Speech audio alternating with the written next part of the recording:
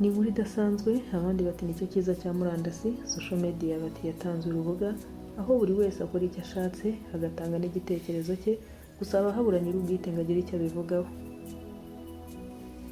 Ubu turi ku isi yo ku isi no ku isi yo kuri murandasi, aho abaturage bo kuri murandasi twese tuba dufite uburenganzira bwo gutanga igitekerezo no kugira icyo uvuga ku biri kuba cyangwa ku byo wabonye, ukaba wabisangiza abo muri ku isi imwe yo kuri murandasi. Ni hanyuma y'uko hari amafoto yari amaze igihe ari hanze, ni amafoto ya Michael Tesfaye, umugabo wa Miss Naomi, aho yari ari kwinjira muri bisi ateze imodoka, ndetse n'indi foto yagaragaraga yicaye mu modoka rusange ndetse ku mwanya w'inyuma.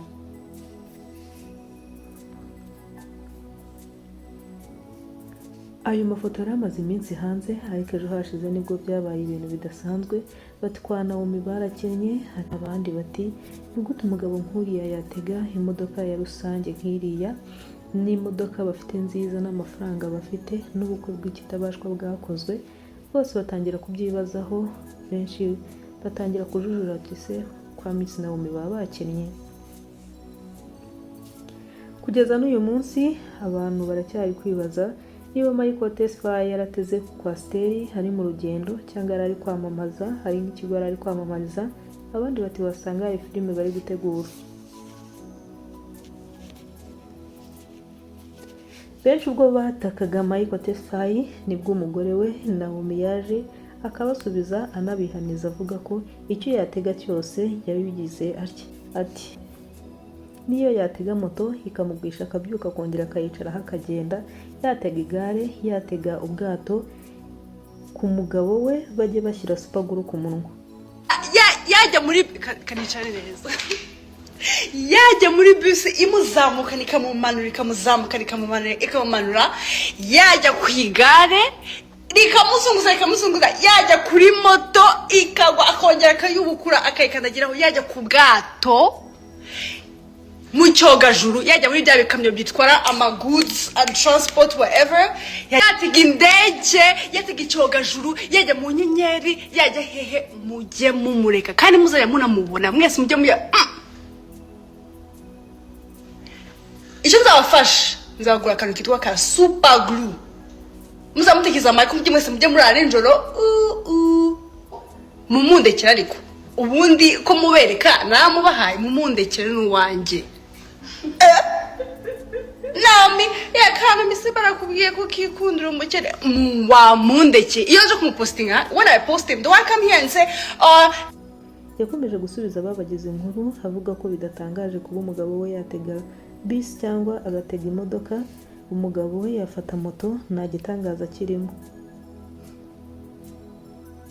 Aho yavuze ko mu rwenya rwinshi nk'ibisanzwe uko Miss Naomi ari umudamu ugira urwenya cyane, aho yavuze ko hagiye kuzajya byuka akabaza umugabo we niba ari butege bisi cyangwa ari butege moto, akamwibutsa no gutwara tapandigo, ndetse akamwibutsa no gushyira amafaranga ku ikarita.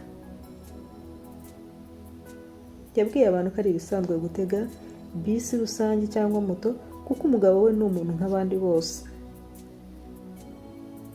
Ahubwo yabwiye abantu ko nibazajya bamubonera umugabo bazajya bamumurekera kuko ari we wenyine.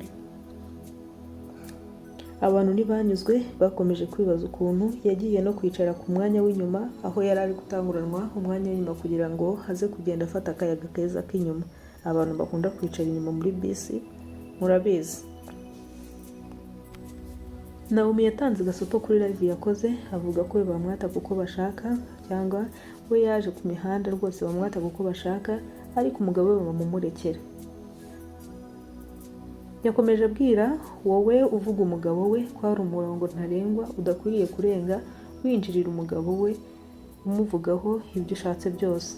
Kandi yibukije n'abantu ko atigeze bahisha umugabo we, atari ngombwa yuko bajya gushaka n'ibyo ataberetse bitanakwiriye, kuko umugabo we ntajya amuhisha n'undi aramwerekana. Yibukije abantu ko umugabo we yamukunze, yaba akize cyangwa akennye, ni babiri, nta wundi muntu uri mu buzima bwabo. Gusa ntitwakirengagiza ko nanone abanyarwanda twumva ibintu tukanabikomeza, yewe n'ibidakomeye tukabigira ibikomeye. Bamwe batangiye kugira ubwoba bati Miss wacu social media ntiyabigiye kumusenyera nka Kimenyi na Muyango cyangwa Platini. Abandi bahise bagarura ibya mbere y'ubukwe bwe ubwo haraje ibihuha bivuga ko umugabo we bamubonye muri hoteli ari kumwe n'undi mukobwa. Aho ibyo ngibyo Miss Naomi yabisubije avuga ko hari ibitero bya Satani byamugabweho. Rero n'ibyo ngibyo hari abantu bari kubihuza urugo rwe batangiye kurwataka. Kuba kuri iyi mihanda bisaba kuba ukomeye, naho iyi mihanda ntiyoroshye. Wakoze we twabanye muri iki kiganiro. Ndagushimiye kandi wibuke gukora subscribe niba utarayikora, tujye tubana mu biganiro byose n'inkuru zica kuri iyi chaîne. Ndagushimiye. Bye bye.